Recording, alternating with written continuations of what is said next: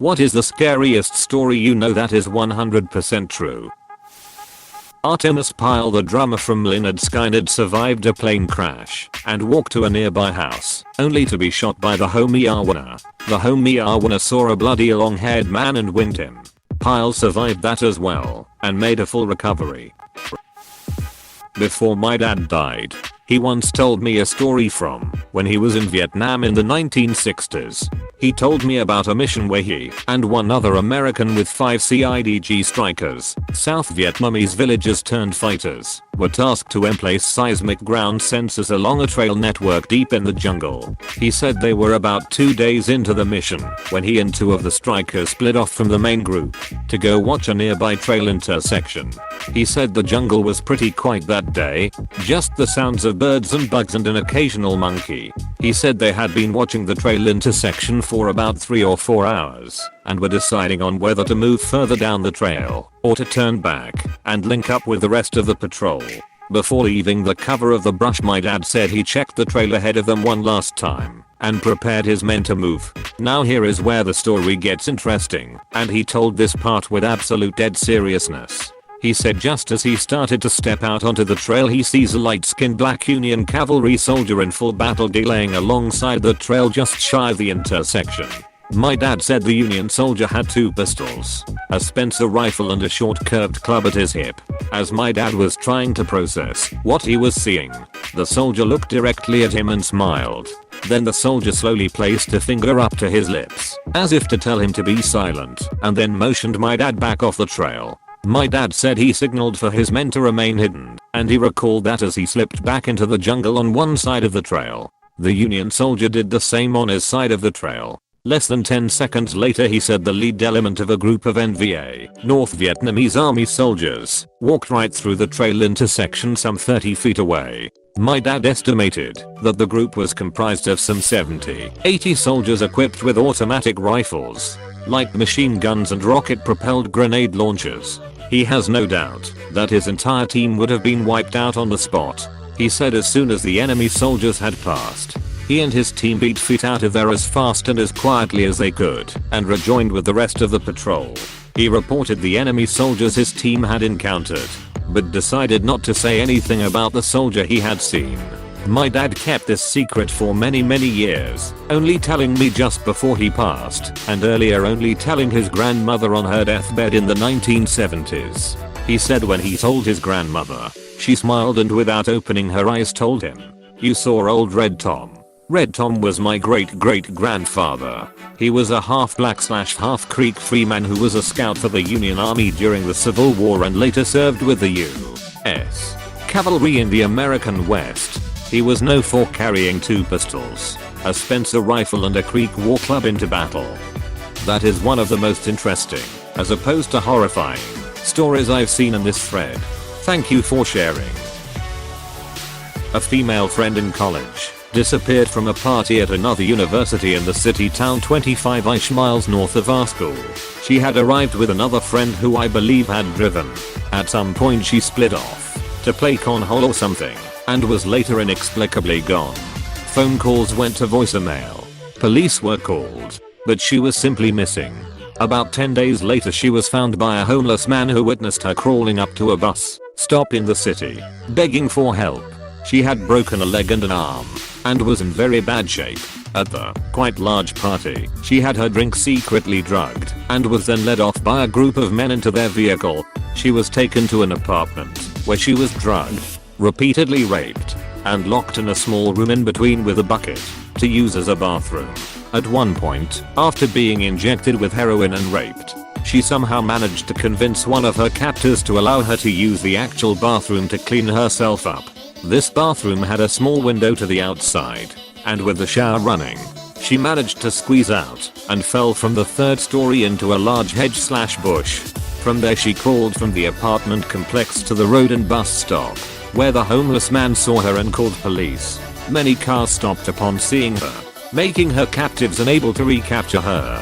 3 men were later arrested for the crime after surveillance cameras allowed police to locate the apartment which she jumped from.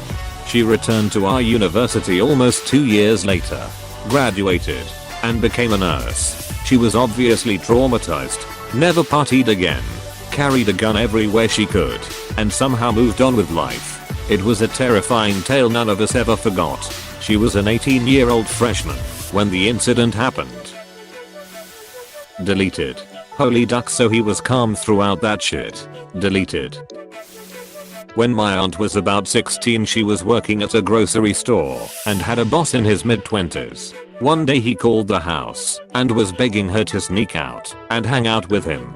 She was considering it because it was her boss and she didn't want to say no. My mom, who is 2 years younger than her, always gets these incredibly spot-on gut feelings. She had one that night and begged my aunt not to go out with him. Thankfully she listened to my mom and told him no, which made him really angry. He ended up going out that night and meeting another girl. He took her out to some cliffs and raped her and pushed her off. Somehow she lived through this and was able to get him sent to prison. I feel so sorry for that girl and so thankful for my mom and her gut feelings. Always trust your gut. So, a 20-something man wanted a 16-year-old girl, aka a minor, who was also one of his employees, to sneak out and hang out with him. I'd say no gut feelings required for that one. Dude is a creeper. Good job that your mom warned her sister. Smart girl. Not as scary as some of the stories here, but I was pretty horrified when my dad told me the story. There are some really big houses in the woods in my hometown. One of the owners went out drinking with his buddies and realized he forgot the key to the gate when he got home. So he decided to just climb the gate. While climbing in his drunken state he slips and his leg gets pierced by one of the spikes on the gate. He was hanging there but too afraid to call for his wife, since he was sure she would just open the automatic gate from inside the house, and since it was one of those gates that slides to the side it would just rip his leg off if she did. He was hanging there the entire night until his wife woke up, saw him and called the fire department. My dad, who is one of the firefighters that showed up, said they had to saw off the spike to get him off. Just imagine hanging from your own gate all night not being able to call for help. I spent my first 10 years in New Delhi. Back then, we would find dead women, burnt with acid or set on fire, and it used to be so normal. Like, oh look, another one of those dowry cases where her family didn't pay the husband enough money, so they killed her. Many years later I revisited those memories and realized how insane that actually was. I'd totally forgotten about all that. People who use acid as a weapon are seriously ducked. People who kill women over dowries are seriously ducked. My friend tripped and fell onto the tracks, landing his face onto the third rail.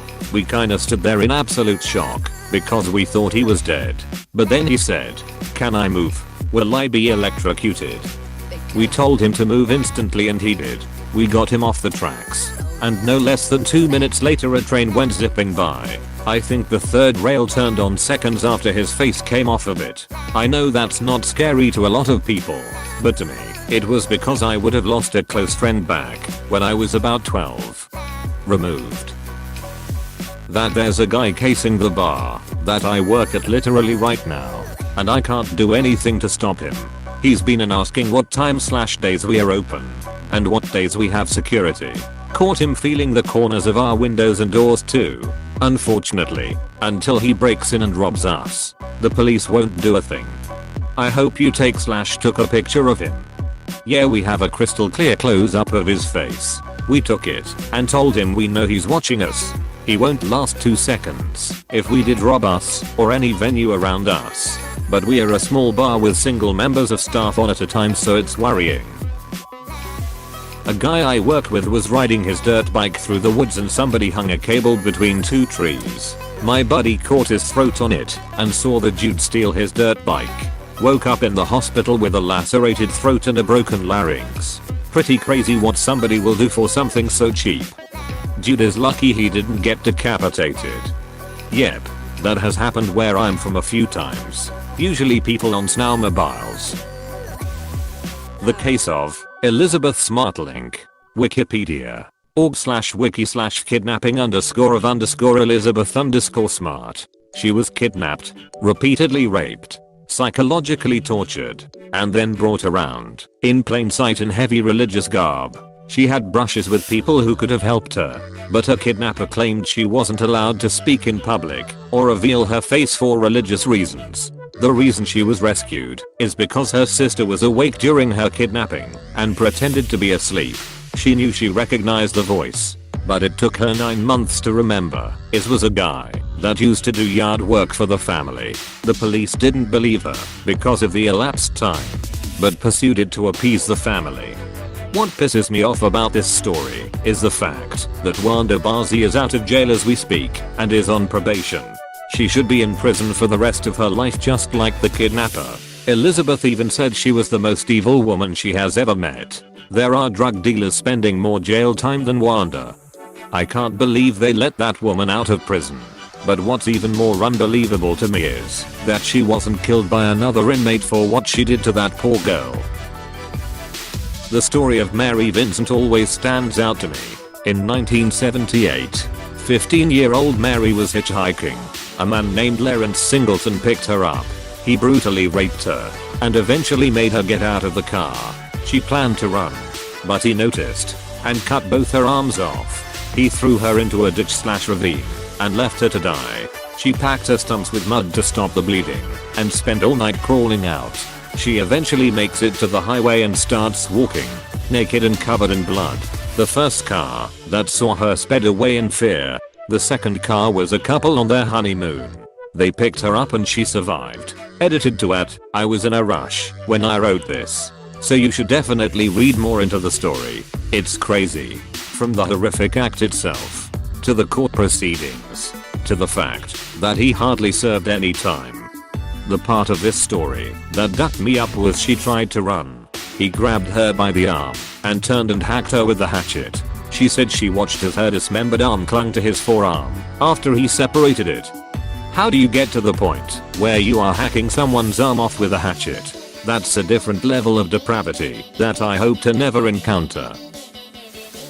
Nutty Putty Cave in Utah was sealed up in 2009 after John Jones was trapped upside down in a small crevice while spelunking. When rescue teams finally arrived, he had been upside down for so long that his legs were drained of blood. The only possible way to have gotten him out was to break his legs, which would have sent him into fatal shock. He died after being trapped for 28 hours. His body's still in the cave. Didn't they almost get him out? But then one of the pullers snapped and he got trapped even worse. That's my personal nightmare. Yes, this story is why I'm never going spelunking. Hey, thanks for watching, and don't forget to subscribe.